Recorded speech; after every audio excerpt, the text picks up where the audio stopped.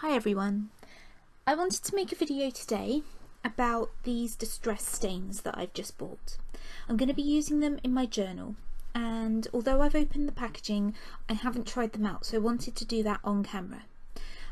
I'm going to be trying them out on some Leuchtturm paper, which is the normal sort of paper that I use in my journal, but I'm also going to be using some normal sketchbook paper, and I'll tell you why in a minute.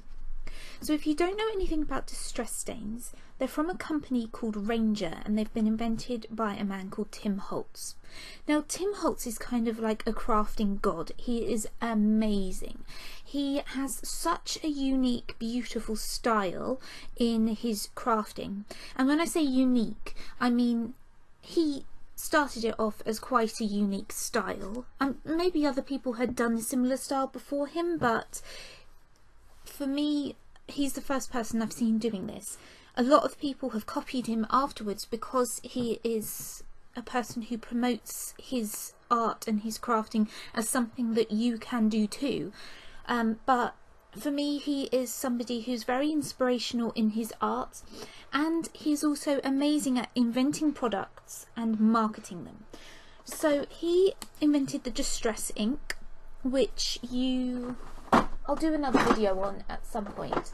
You ink them with an inking tool like this, and you basically dab your inking tool onto the pad and then sweep it onto the paper, and it inks it in a kind of distressed way, which is why it's called distress ink.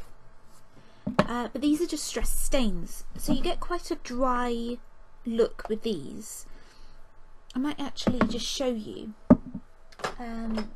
what it looks like when you use them. So I won't use the wild honey because with yellow light it tends to make everything look perfect, just because the yellow light negates any gaps and any patches. I'm going to show you with picked raspberry.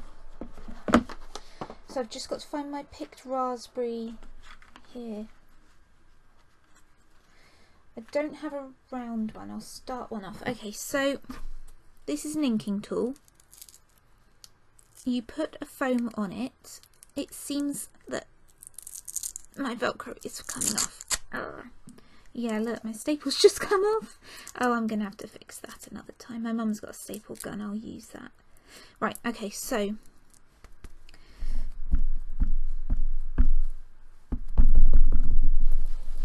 it's the first time I've used it, so I've got to get quite a lot of ink on it. I'm going to use this sketching paper. Okay, so you start from outside and you work in because you want to be able to add colour rather than start with a big splodge in the middle. Right, so you just do this and then you can build up your colours, and you've got this sort of dry colour that you can build up. So at the edges it's got more colour because you started at the edge, so I'm going to be able to build it up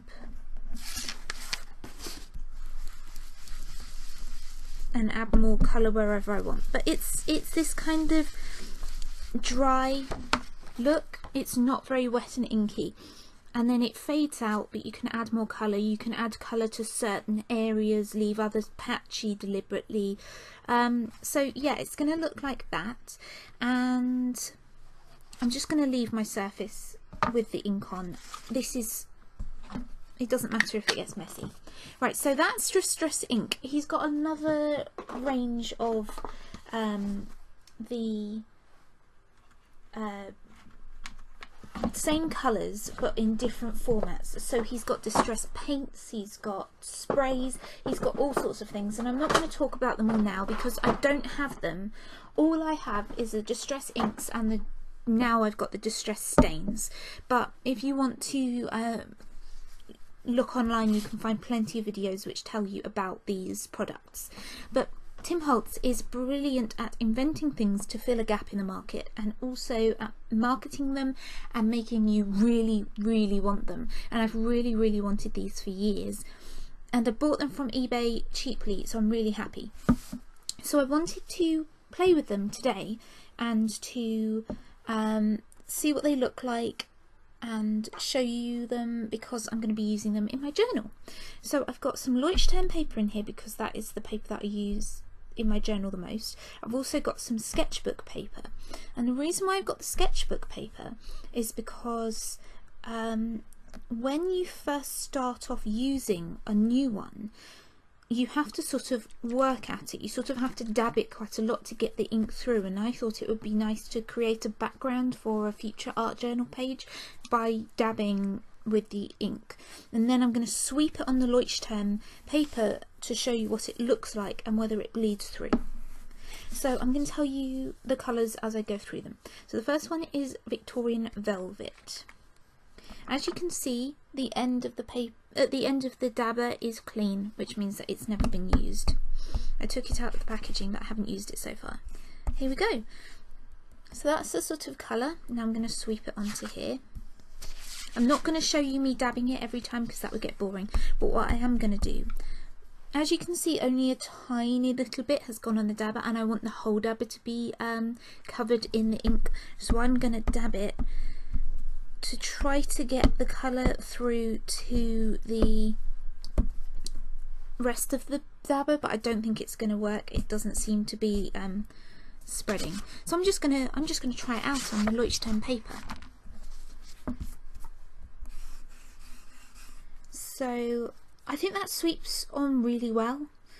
Even though only a little area of the dabber has got ink on it, it creates a nice broad sweep, a nice broad stroke. I think it's a nice colour. It's muted, which I normally go for bright colours, which then mean that you are distracted from the rest of the page because they are bright and they distract from anything else you're doing with colour, or maybe even distract from your writing. This is Broken China. This is a really nice blue. It's nice and muted. I was looking at the other colours like the peacock feathers, which I've got in the Distress Stain, and I think it's just a bit too bright. I was also looking at Seedless Preserves. When I go for new products, when I just want to try them out, I usually go for bright pink, a deeply bright purple. My preferences change, but I either go for a bright purple or a deep purple, and a bright turquoise. But I think muted colours are better in this range for me at the moment, at least for using as a background for my journaling that I'm actually writing on, rather than an art page. With the art page you can go bright and it'll be lovely. Oh, this is a nice colour. So that last one was Bundled Sage, that was that green. This is Tumbled Glass, and it looks like the sky. It's lovely. It's very pale, and then you can see it in comparison to the Broken China. It's not too similar, which I was a bit worried about. I'm just going to do a bit more. I think the colours maybe needs to be dabbed a bit more to get started. There we go. This is Vintage Photo. Now, Vintage Photo, if I only had one distress ink, it would be Vintage Photo. It's so versatile because it's so good to use for making things look old in a sort of vintage way, photos and things like that. It's such a good colour to do the edges of things, or to like sort of tea stain things. Although it's a bit darker, and there is actually one that's called tea dye, so I wouldn't necessarily use this to tea stain things, but I think it's a good colour for crafting. I'm not 100% sure that I would use it in my journal. Each to your own, but I may not use brown. I may just put this with my crafting things and use it for crafting. This one is Spiced Marmalade. There's a couple in here that I don't have in Distress inks, the Bundled Sage and the Spiced Marmalade, and the Dusty Concord as well, which I haven't shown you yet. I'm excited about orange because I don't have this.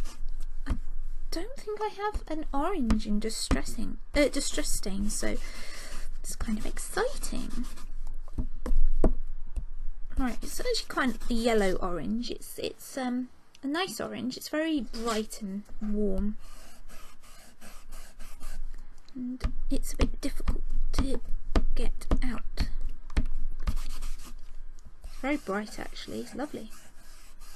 Right, and then you can layer them, because look, this is Victorian velvet in the background with the spice marmalade on top, and you can layer it and it looks cool. Right, Dusty Concord, which is a purple. Now I'm interested to see this because I wouldn't necessarily have chosen this, because I would have chosen the Seedless Preserves. This is more lavender or lilac coloured than the Seedless Preserves, which is more a deep pinky purple. This is a nice colour as well, and it does come out a bit more wishy-washy on the Leuchtturm paper. There's no bleed through except a tiny bit where I've done a bit too much. This is sketchbook paper, not watercolour paper, so it's interesting to see how it behaves. Okay, I'm going to show you the back of the Leuchtturm paper in a minute.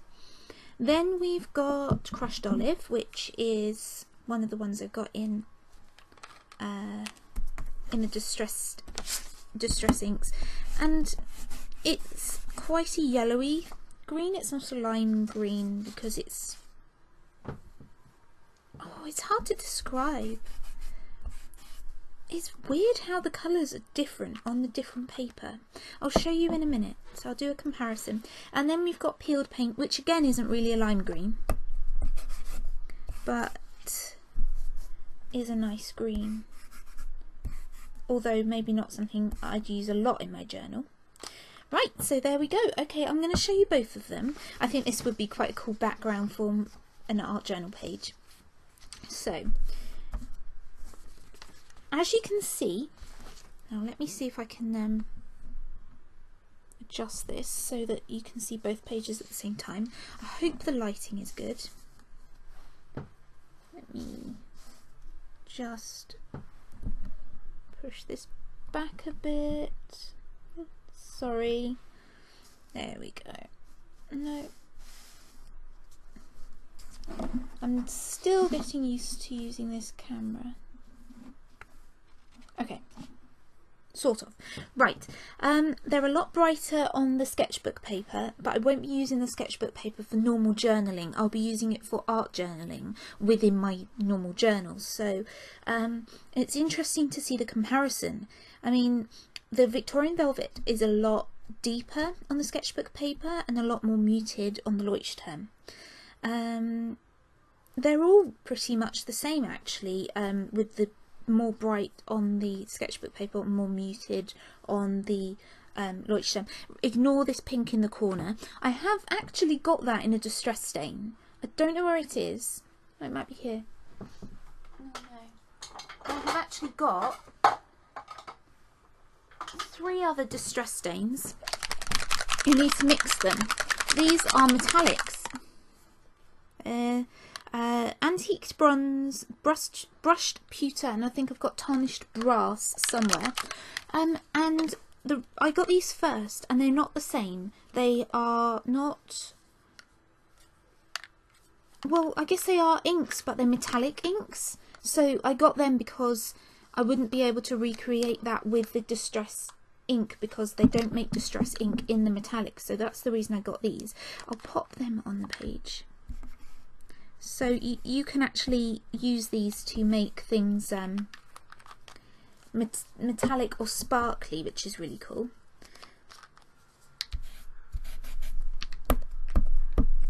I haven't used them in a while, so they need some help to get started.